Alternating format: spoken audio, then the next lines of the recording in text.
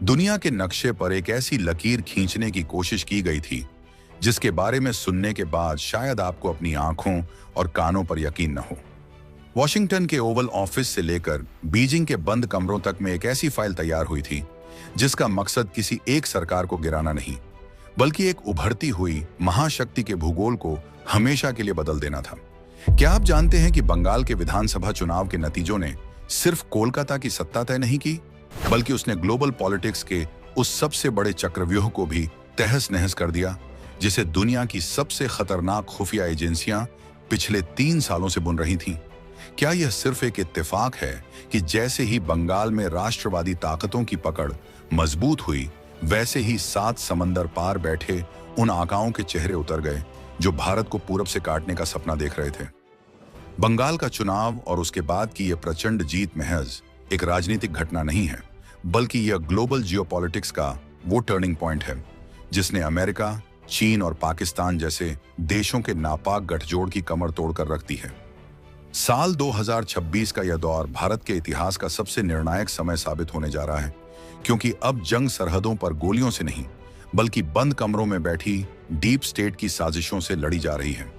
बंगाल को भारत से अलग करने का जो ग्रेटर बांग्लादेश वाला मास्टर प्लान तैयार था, उस पर भारत के आम वोटर ने ऐसी करारी चोट की है कि आज सुपर पावर्स के पसीने छूट रहे हैं। अगले कुछ मिनटों में हम उस सच से पर्दा उठाएंगे जो आपकी जमीन के नीचे चल रही हलचल को साफ साफ बयान कर देगा।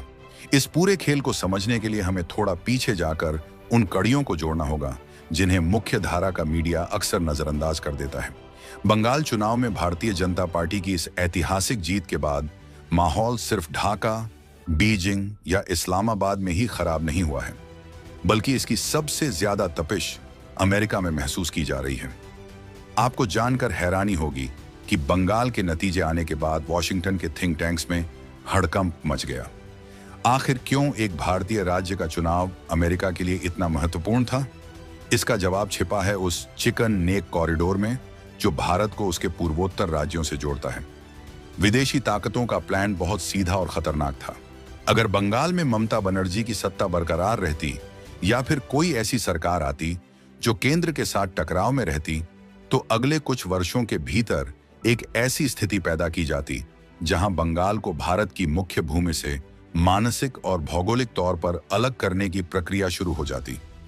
सूत्रों के मुताबिक अमेरिका बंगाल के जरिए भारत के पूर्वोत्तर यानी 7 सिस्टर्स तक अपनी पहुंच बनाना चाहता था, ताकि वह चीन पर नजर रख सके और जरूरत पड़ने पर भारत को ब्लैकमेल भी कर सके।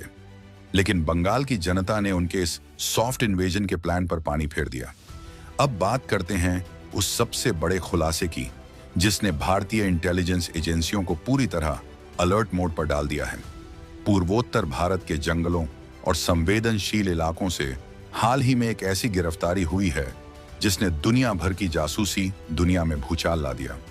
यह गिरफ्तारी थी CIA यानी सेंट्रल इंटेलिजेंस एजेंसी के एक टॉप लेवल के एजेंट की। सवाल उठता है कि अमेरिका का एक जासूस भारत के उस हिस्से में क्या कर रहा था जहां की सीमाएं म्यांमार, बांग्लादेश और चीन से लगती हैं। रिपोर्ट्स बताती हैं कि यह जासूस स्थानीय अलगाववादी गुटों को फंड मुहैया कराने और उन्हें आधुनिक हथियारों की ट्रेनिंग देने के मिशन पर था। मकसद साफ था, जैसे ही बंगाल में राजनीतिक अस्थिरता पैदा हो, वैसे ही पूर्वोत्तर को अशांत कर दिया जाए। लेकिन भारत की खुफिया एजेंसियों ने समय रहते इस नेटवर्क को ध्वस्त कर दिया। इस गिरफ्तारी ने अमेरिका के उस चेहरे को बेनकाब कर दिया है जो खुद को हमारा सबसे बड़ा रणनीतिक साझेदार कहता है, लेकिन पर्दे के पीछे से भारत के टुकड़े करने की साजिशों को खाद पानी दे रहा है। इसी दौरान मिडिल ईस्ट से एक ऐसी खबर आई जिसने सबको चौंका दिया। पिछले कई महीनों से ईरान और इजराइल के बीच जिस बड़े युद्ध की आशंका जताई जा रही थी, वह अचानक से ठंडे बस्ते में डाल दी गई। आपको क्या लगता है, क्या अमेरिका को अचानक शांति से प्यार हो गया है? बिल्कुल नहीं। असल में अमेरिका ने ईरान के मसले को इसलिए पीछे धकेला है क्योंकि उसके निशाने पर अब सबसे ऊपर भारत आ चुका है। अंतर्राष्ट्रीय राजनीति का एक पुराना नियम है, दुश्मन का दुश्मन दोस्त होता है, और इसी नियम के तहत आज एक ऐसा अपवित्र गठबंधन बना है जिसकी कल्पना कुछ साल पहले तक नामुमकिन थी। दुनिया के 2 सबसे बड़े प्रतिद्वंद्वी अमेरिका और चीन आज भारत को रोकने के लिए एक साथ आ चुके हैं। यह बात तब और पुख्ता हो गई जब डोनाल्ड ट्रंप ने हाल ही में चीन की एक गोपनीय यात्रा की। जिस चीन को ट्रंप अपनी रैलियों में कोसते नहीं थकते थे, उसी के साथ आज वे हाथ मिला रहे हैं। आखिर क्यों? क्योंकि भारत की बढ़ती आर्थिक और सैन्य शक्ति इन दोनों देशों के वर्चस्व के लिए खतरा बन गई है। ट्रंप की चीन यात्रा और उसके तुरंत बाद चीन का भारत में होने वाली ब्रिक्स समिट से किनारा कर लेना, यह साबित करता है कि भारत के खिलाफ एक ग्लोबल घेराबंदी शुरू हो चुकी है। इतना ही नहीं, रूस की तरफ से आ रहे गैस टैंकरों को जिस तरह से वापस लौटाया गया और जिस तरह से ग्लोबल सप्लाई चेन में भारत को अलग थलग करने की कोशिशें हो रही हैं, वह किसी बड़े खतरे की आहट है। रूस यूक्रेन संघर्ष के बीच भारत ने जिस तरह से अपनी स्वतंत्र विदेश नीति बनाए रखी, वह पश्चिमी देशों को रास नहीं आ रही है। उन्हें एक ऐसा भारत चाहिए जो उनके इशारों पर नाचे, लेकिन मोदी सरकार के नेतृत्व वाला भारत अपनी शर्तों पर दुनिया से बात कर रहा है। यही वजह है कि अब भारत को आर्थिक रूप से कमजोर करने के लिए चारों तरफ से हमले शुरू हो गए हैं।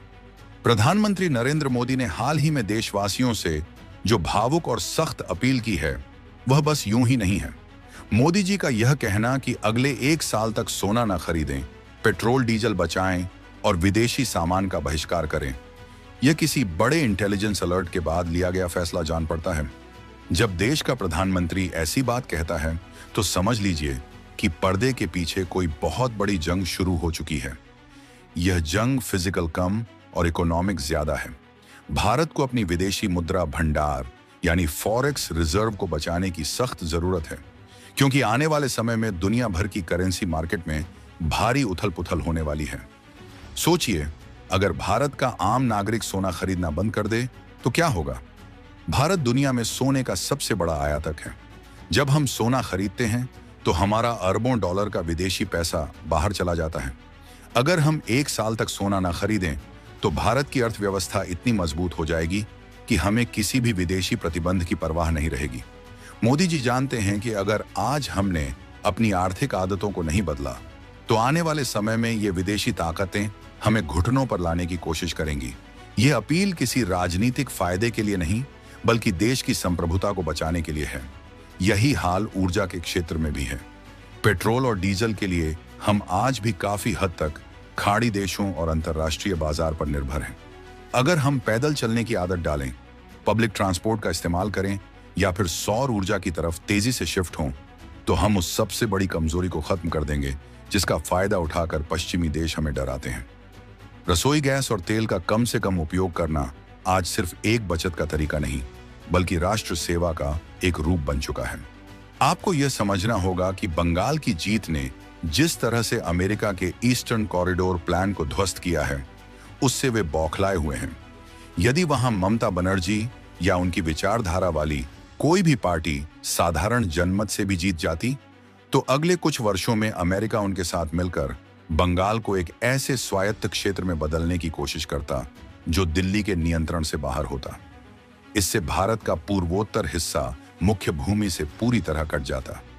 यह एक ऐसी साजिश थी जिसे ब्रेकिंग इंडिया फोर्सेस बहुत बारीकी से अंजाम दे रही थी, लेकिन राष्ट्रवादी सरकार के आने से वहां सुरक्षा एजेंसियों को फ्री हैंड मिल गया है और अब हर गद्दार की फाइल खुल रही है।